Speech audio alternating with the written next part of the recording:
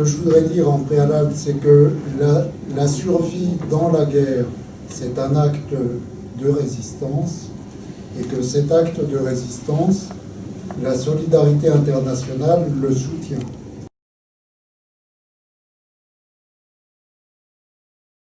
L'autre chose que je voudrais dire, qui me paraît très importante, c'est que la solidarité internationale, c'est la meilleure prévention contre la radicalisation. Et je pense, je vais vous parler un petit peu plus loin de notre action sur le terrain. Nous sommes parvenus à créer une maternité en Syrie, dans la banlieue d'Alep, et j'ai le sentiment qu'un accouchement dans cette maternité, un salaire versé à la fin du mois à un médecin ou à une infirmière, à une sage-femme, c'est un cas en moins de radicalisation. Un bombardement sur Raqqa ou sur Deir ez-Zor, quelques kilomètres de barbelés tirés en plus aux frontières de l'Europe, ça, c'est un cas de radicalisation en plus. Pour en venir à l'association, donc nous l'avons créée en 1998. Un petit, voire un très petit groupe est à l'origine de la création de l'association.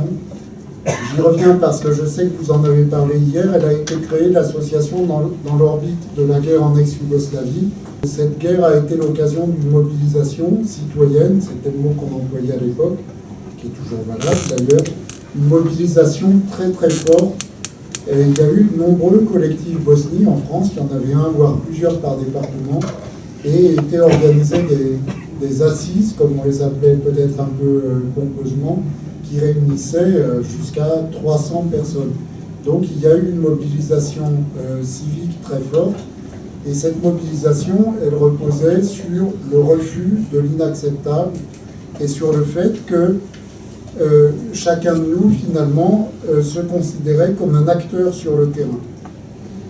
On avait tous la détermination à être des acteurs sur le terrain, quoi qu'il se passe, quelles que soient les difficultés.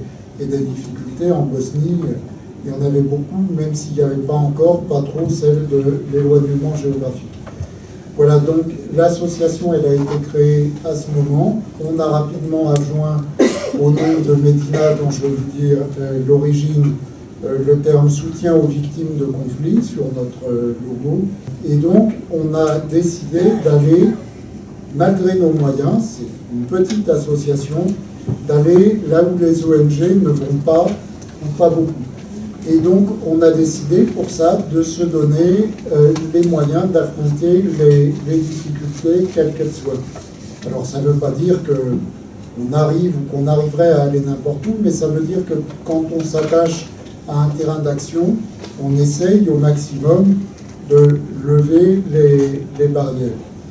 Alors, donc je viens un petit peu plus précisément à notre action. Moi, j'ai beaucoup apprécié tout ce travail de relais qui est fait par le CCFD et puis aussi ce travail du Euroméditerranée, c'est ça, sur les droits humains, qui est un sujet qui nous préoccupait beaucoup à l'association Medina. Mais nous nous sommes spécialisés dans l'action de terrain. Donc, je vous passerai un petit peu l'historique, Bosnie, Kosovo, Tchétchénie, où on a travaillé pendant longtemps, dans des conditions d'accès très difficiles aussi.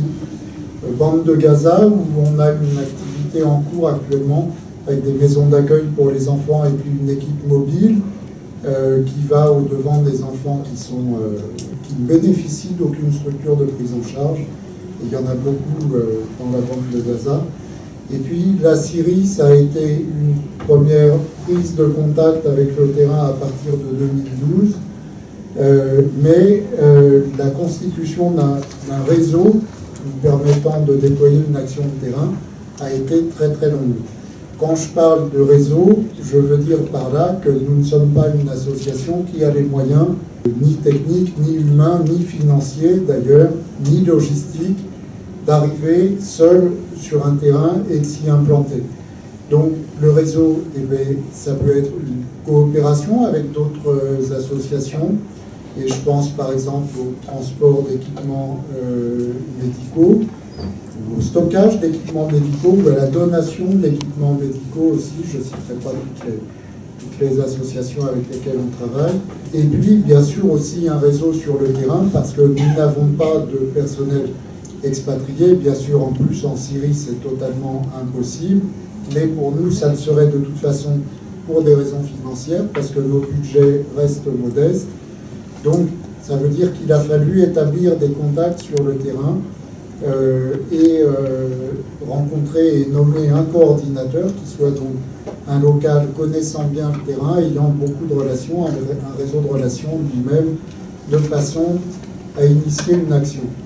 Donc, voilà, créer quelque chose sur un terrain aussi difficile que la Syrie, avec les petits moyens qui sont les nôtres, c'était un défi.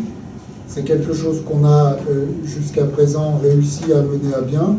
Et si je le dis, ça n'est pas pour mettre en avant l'association, c'est pour dire que dans l'orbite, dans les suites de la mobilisation qu'on a eue, peut-être d'ailleurs un certain nombre d'entre nous ici, il y a 20 ans lors de la guerre en Bosnie, et ben c'est quelque chose qui reste possible.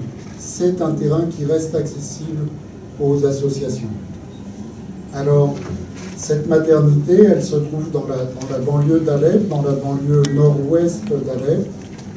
On est parvenu à la mettre en service en janvier 2015 et à ce jour, il y a eu un peu plus de 400 accouchements, ce qui pour nous est un chiffre très, très fort, très chargé de signification. Il y a beaucoup d'autres choses qui se font dans cette maternité, en particulier un suivi psychologique aux femmes enceintes. On a pu embaucher un psychologue dans le courant de l'année, au début du second semestre. Et vous vous doutez bien que dans des conditions aussi dramatiques que cet état de guerre totale, la situation d'une femme enceinte est encore beaucoup plus dure et qu'elles sont toutes principalement exposées aux violences, au dénuement, au déplacement de population, etc. Tout ce qui empêche d'avoir une alimentation, un repos correct, etc. etc. Il y a aussi une consultation de pédiatrie et on a récemment ouvert un petit service d'hospitalisation de pédiatrie. Ça reste, c'est pas un hôpital, hein, c'est un petit établissement. Aussi d'ailleurs pour des raisons de sécurité, parce que vous le savez, les structures de santé sont bombardées en Syrie et une récente étude montre que depuis le début de l'offensive russe, les bombardements sur les structures de santé ont été multipliés par 4. Et puis, dernier point sur cette maternité, on a ouvert très récemment un bloc opératoire, ce qui nous permet de réaliser des césariennes sur place. Et apparemment, ce service maternité plus possibilité d'effectuer les césariennes sur place est quelque chose de rare et de très demandé dans cette région, ce qui nous vaut un certain afflux de femmes enceintes venant d'autres régions. Une autre cause de l'afflux récent, c'est les déplacements de population, puisque heureusement, jusqu'à ces derniers jours, il n'y avait pas eu de bombardement sur la ville dans laquelle se trouve la maternité, et donc un certain nombre, même un nombre très important de déplacés sont soit remontés des villages du sud d'Alep, soit descendus de certaines villes au nord, comme Marea par exemple, vers l'ouest d'Alep.